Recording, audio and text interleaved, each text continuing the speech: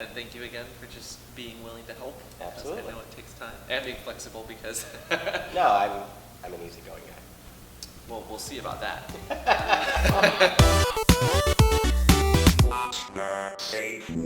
Hello! Welcome back to What's the Safe Word? I'm Amp. I'm Bannon. And today we're going to interview Race, who is one of our selected individuals within the kink community here in San Francisco. What do you do, Race? And how do you identify? What I do, I guess I would say I'm a writer, I'm an activist, I'm an organizer, and identify as a gay man, I'm a switch, and I'm a kinky guy. And when you say switch, you don't mean that you tend to flip-flop and you're not very good at deciding, but more so you are flexible depending on the man and the situation. I certainly lean dom most of the time and top most of the time. And I seem to be happy in that realm most of the time, but I'm an opportunist first and foremost, and so whatever happens, happens. How long would you say you've been in the community? I got into the community pretty deeply in 1973. Okay. I walked into my first leather bar, and I was home, and I was happy, and I found my people.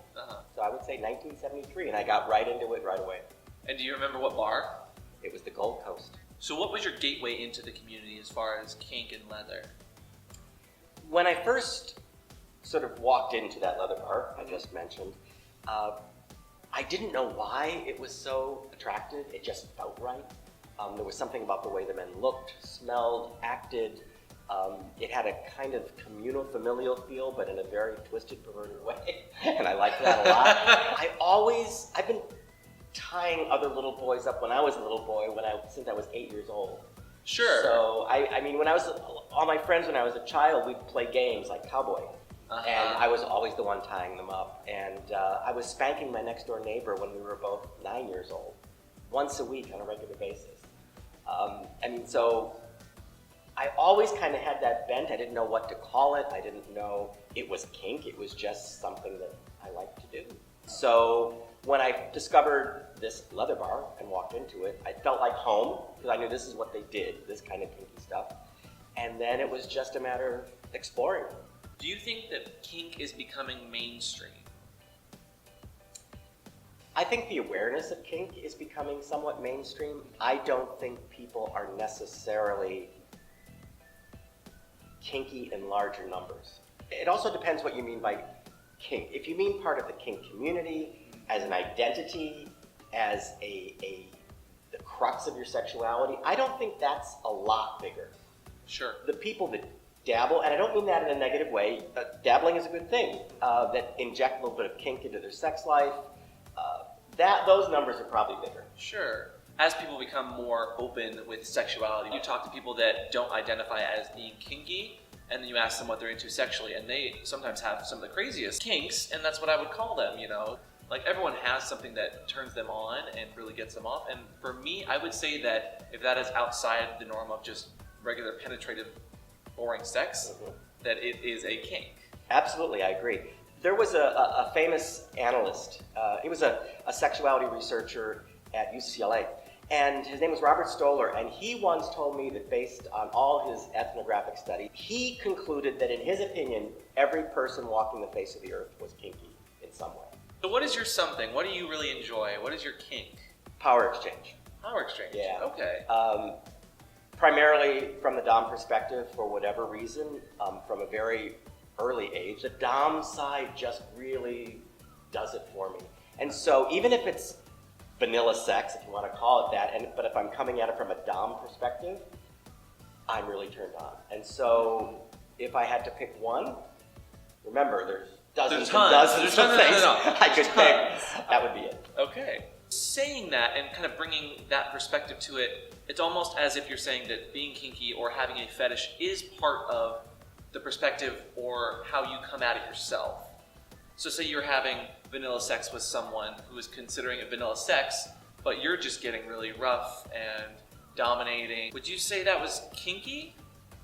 Or is it only kinky for you? Or it's kinky for me. But certainly. Not for the other person, possibly. Right. I've certainly had what we'll call vanilla sex with many, many people. Oh God, don't tell anybody. I won't tell anybody. Even people that both identify as kinky what's going on in, let's say, your head versus my head, if we were doing it, might be a little different. It doesn't have to be exactly the same scenario going on in our heads, as long as it's working for us. Race, are you hitting on me right now?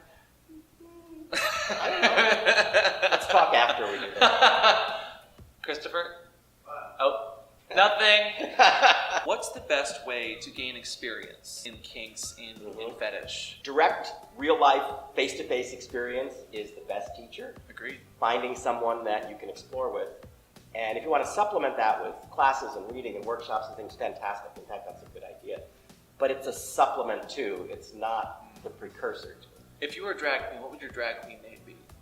Oh gosh, Rutabaga. I don't know. Okay. I don't know. That just came to mind. If you were able to throw cold spaghetti at one person with no repercussions, and you didn't, it doesn't really matter how they react, who would it be and why?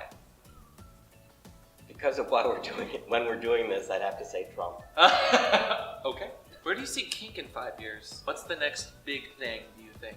I think we are retrenching a little bit, and we're trying to get back to more play, more social, less formal. I think there's a faction that's going off in the more formalized way, but there's a whole lot of people that are, I want to have play parties again. I want to connect with people. I want to play more and talk about it less. If you had one little chunk of advice for someone just getting into the community, what would it be? No matter what someone tells you about how to do it, how to be, just remember the number one thing is just be a nice, decent person. So, the last big, important, very, very technical question. What is your safe word? This is terrible because I don't play with safe words. You're the third person. Okay, out of 100 No. episodes. Unless a gag is involved or we have chosen not to be verbal, I always just say, just look at me and talk and just tell me what you want. But I learned the hard way. I gave someone I was at a play party, I gave him a safe signal to snapping your fingers. And all of a sudden, I turn around and he's doing this, he's making this sound. He didn't know how to snap his fingers and never told me. So whatever signal you give them, make sure they can do the signal. Well, thank you so much, Race, for coming on. You've been delightful. Before you go, if you want to please plug, let everyone know what you're up to and how to follow you. A big project I'm working on now is I'm one of the executive producers of a global kink BDSM fetish documentary called Divine Deviance. And you can find out information and you can donate to this non-profit project at divinedeviance.com. Which we'll have in the links below. Yeah. And then people can follow me on Twitter, Bannon Race, Facebook, Race Bannon, and my blog, bannon.com. You got Bannon everywhere. I got Bannon everywhere. Don't forget to leave a like down below. Follow Race on all his social media. Leave a comment if you have any further questions for Race, and we'll see you guys next time on What's a Safe Word. Thank you. Bye.